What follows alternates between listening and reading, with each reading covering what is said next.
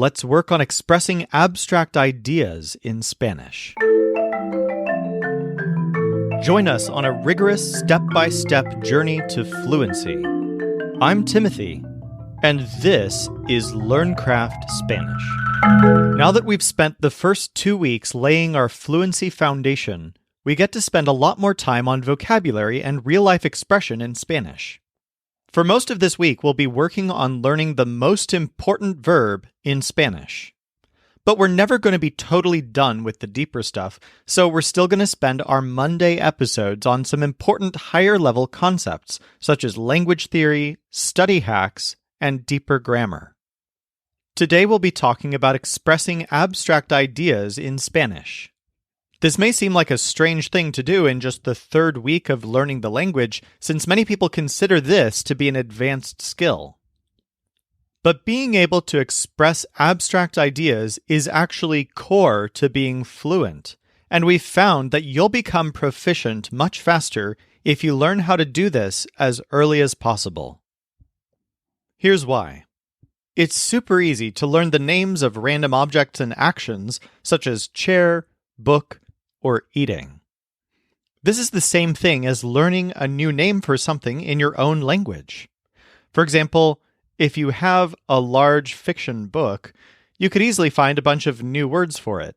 You could call it a novel, or a volume, or a tome, or you could call it a libro, or a buch, or a shoe. Learning these new labels is fun, but it's not the same thing as deep language learning. It's just learning alternative names for things. We can do that anytime. And in my experience, it's especially fruitful after we've deeply learned how the language works. But deeply learning the language requires a different set of priorities. Let's say you want to express something like this sentence. I'd prefer that they do it by this afternoon. On the surface, this might seem like a very simple sentence. If you're a native English speaker, it doesn't require any fancy vocabulary. But learning to say a sentence like this in a second language requires some really deep knowledge of how the language works.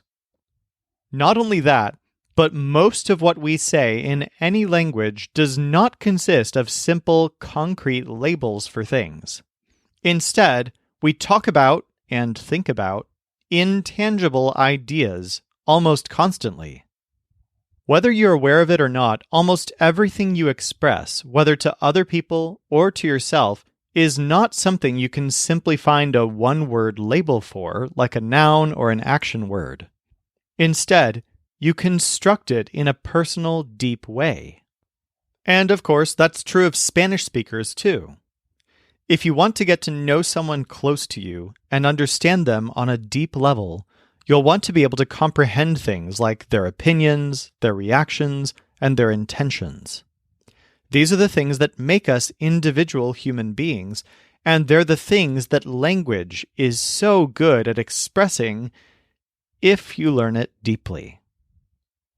To start doing this in Spanish, let's play a little bit with that sentence that I presented a minute ago. I'd prefer that they do it by this afternoon. This is sort of an intention. You're expressing that this whole idea of them doing it by this afternoon is something that you want. I'd prefer that they do it by this afternoon. We're going to play with this sentence example for a few minutes, so just to make this interesting, let's give it a background story. Let's say that a couple of neighborhood kids have painted a very unflattering picture of you on a store window on Main Street. And your parents arrive in town this afternoon. So, you really hope that they clean the graffiti off the window before your parents potentially see this unfortunate image. You express this by saying, I'd prefer that they do it by this afternoon. Okay, so now that we've given this some meaning, we can modify this in a couple different ways for even more fun. How about we turn it from an intention into an opinion? I predict that they'll do it by this afternoon. Or we can even make it into a reaction. Let's say that you heard that they are indeed going to clean the window in the next hour or two. So you might say, I like that they'll do it by this afternoon. So in total, our 3 sentences are, I'd prefer that they do it by this afternoon. I predict that they'll do it by this afternoon.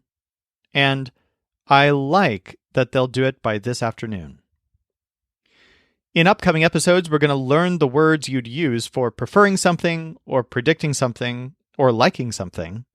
But currently, our goal is that by the time we get there, you'll know exactly how to use those words in a sentence like this because of the work that we're doing now. So here's what we're going to do. We're going to play the potato head game with these sentences, and we're going to turn an enormous amount of each sentence into food. So check this out. We'll start with, I'd prefer that they do it by this afternoon. We can turn this into, I'd prefer food. Feels like a totally different sentence, but it does work. We replaced the entire phrase, that they do it by this afternoon, with the word food. Let's do it again with, I predict that they'll do it by this afternoon. We can turn this into, I predict food. Or how about, I like that they'll do it by this afternoon. This turns into, I like food. And this is the first big thing to learn if you want to express abstract concepts in Spanish, how to turn rich, complex ideas into nouns. Imagine mastering the language so well that you can take all your most unique thoughts, your opinions and reactions and intentions and everything else, and you can express them as easily as a simple word like food.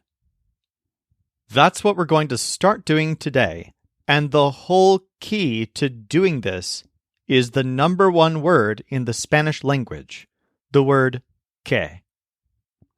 This little word lets us take any abstract idea and package it up as a noun phrase so that we can use the whole idea as a noun in a sentence. So, of course, as you probably guessed, our original sentence uses the word que in the middle. I'd prefer that they do it by this afternoon turns into, I'd prefer que they do it by this afternoon. And then that's true of the variations as well. I predict que they'll do it by this afternoon, and I like que they'll do it by this afternoon. In sentences like this, the entire phrase there that starts with que can be treated as a noun. When you like that they'll do it by this afternoon, what you're liking is the fact that they'll do it by this afternoon, the whole idea that they'll do it by this afternoon. Or when you prefer that they do it by this afternoon, you're preferring the concept of them doing it by this afternoon. And facts, ideas, and concepts are very often too complex for a single word, but they're easy to express if you use the word que followed by a whole description of the idea. And what I like to call this is a que phrase. A que phrase is the word que followed by a phrase that could be an entire sentence by itself. And packaged together, it all makes a noun in a larger sentence. Let's try this with a different sentence structure. We'll start with this simple sentence, food is strange. And then we'll replace food with a que phrase. That he chews with his mouth open is strange. We're treating the fact that he chews with his mouth open as a noun. It's like saying, the fact that he chews with his mouth open is strange. So you can use a que phrase in place of nouns in sentences a lot in Spanish. This happens all the time, and by practicing this, you'll get faster and faster at expressing abstract ideas in Spanish and understanding when other people express their thoughts as well. All right, time to put this into practice. I'm going to give you some new sentence templates that you can use to express intentions and reactions. We'll begin with the phrase para qué.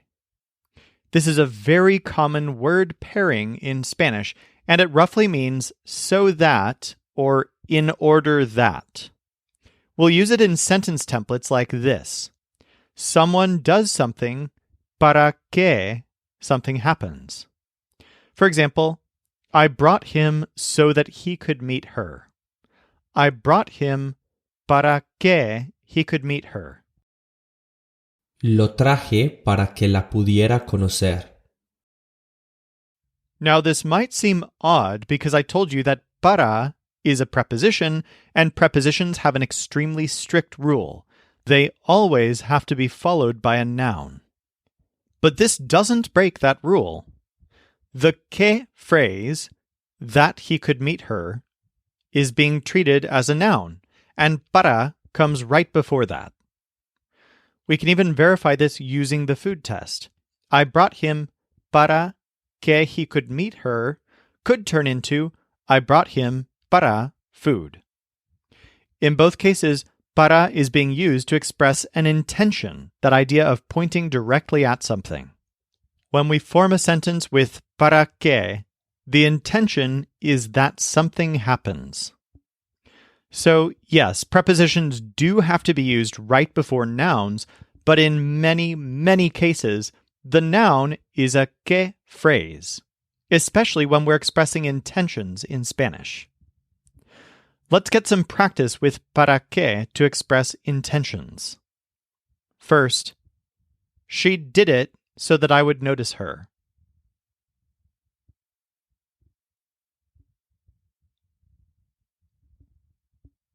She lo did para que I la would notice. Ella lo hizo para que yo la notara. The girls are here so that you can take a break.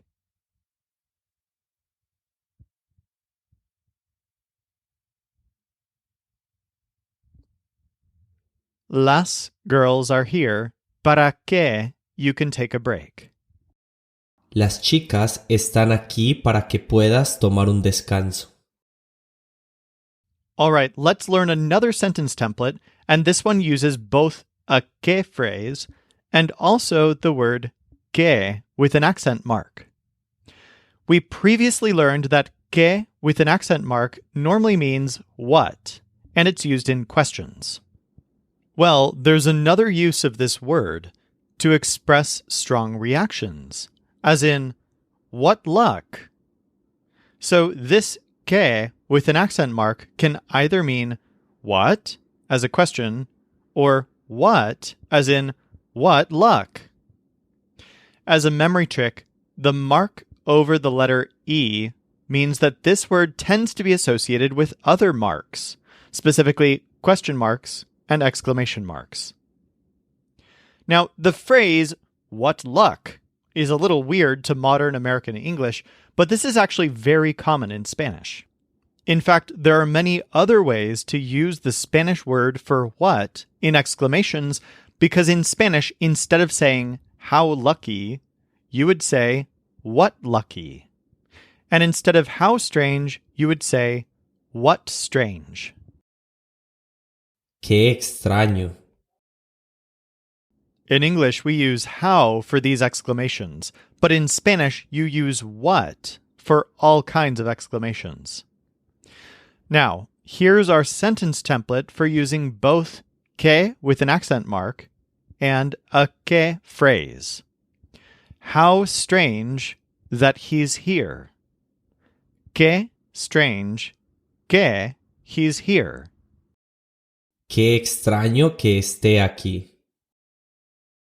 So again, this is a sentence template for expressing a reaction to something. And what you're reacting to is a que phrase, such as that he's here, or that he's chewing with his mouth open, or that you didn't do your homework. But before the que phrase, you start off with que with an accent mark, then your reaction, like strange, or amazing, or lucky. Then you express the que phrase. Let's practice with a few examples. How scary that you almost crashed.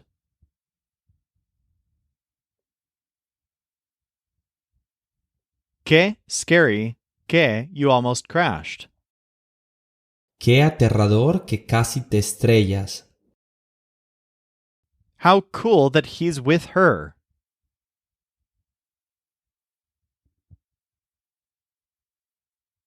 Qué cool que he is con her. Qué genial que esté con ella. How sad that the girl didn't win.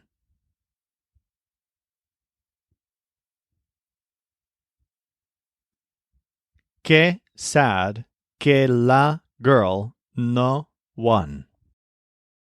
Qué triste que la niña no ganara. All right, in a minute we're going to do our final quiz for today to practice que phrases, para qué, and this template for exclamations. But first, we have one more thing to learn about the word que, the version without the accent mark. It has yet another meaning. Normally, que means that, and it's used to connect two sentences together into a larger sentence, or to start off a que phrase. But sometimes it means than. This is used in comparisons. For example, he is taller than his brother. He is taller que his brother. He is shorter than the girl. He is shorter que the girl. That's how you use it. Whenever you hear the word than in English, T-H-A-N, remember to translate it as que. All right, let's put all of this into practice. Make sure to speak out loud. What we're working on here are some crucial foundational skills for being able to express whatever you want to say in Spanish. First, how terrible. Qué terrible. Qué terrible. She and I said he was with him.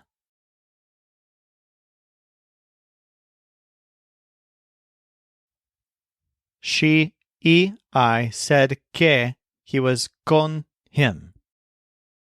Ella y yo dijimos que estaba con él. That it's a paper airplane amuses me.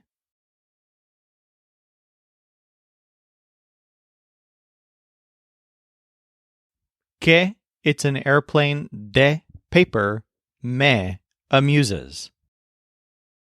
Que sea un avión de papel me divierte. Why did he go along this street?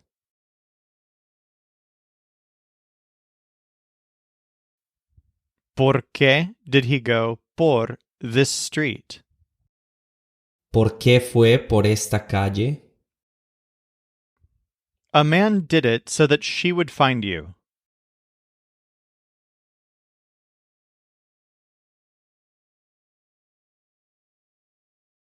Un man lo did para que she te would find. Un hombre lo hizo para que ella te encontrara. This can't be because of a girl.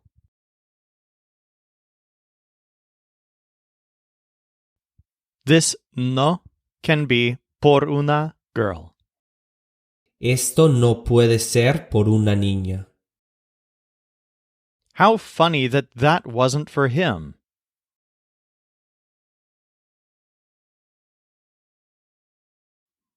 Qué funny que eso no was para him.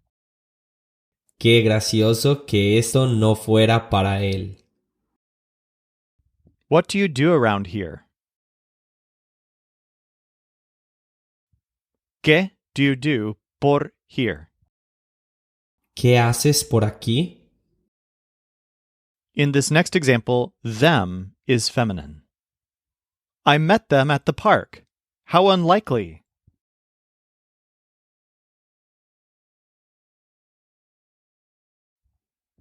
I las met en the park. Qué unlikely. Yo las conocí en el parque. Qué improbable. He's from Peru. That's why the guys know him.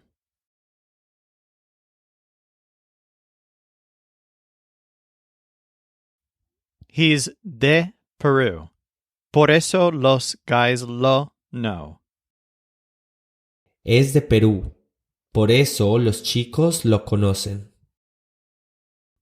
I didn't go so that she would find that.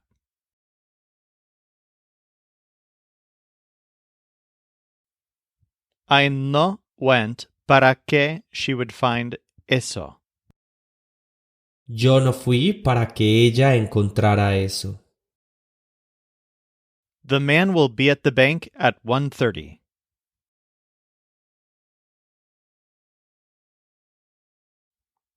El man will be en the bank a 1:30. El hombre estará en el banco a la 1:30. How nice that the girl found her.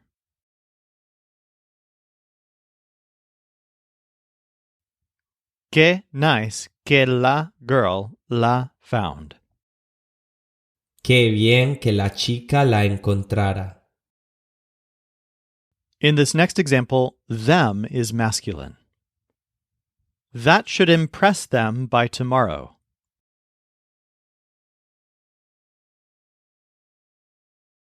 Eso los should impress para tomorrow. Eso los debería impresionar para mañana. In this next example, the author is masculine. My mom's book is by a Colombian author.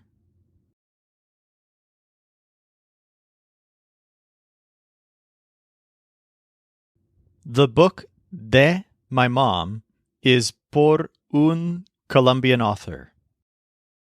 El libro de mi mamá es por un autor colombiano.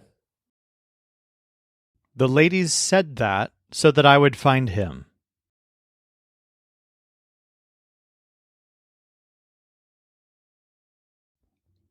Las ladies said eso para que I lo would find.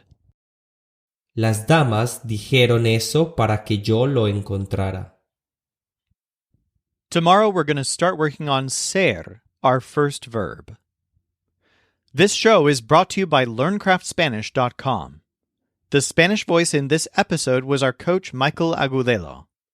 Our music was provided by the Seattle Marimba Quartet, and I'm Timothy, encouraging you to do the hard work of learning Spanish.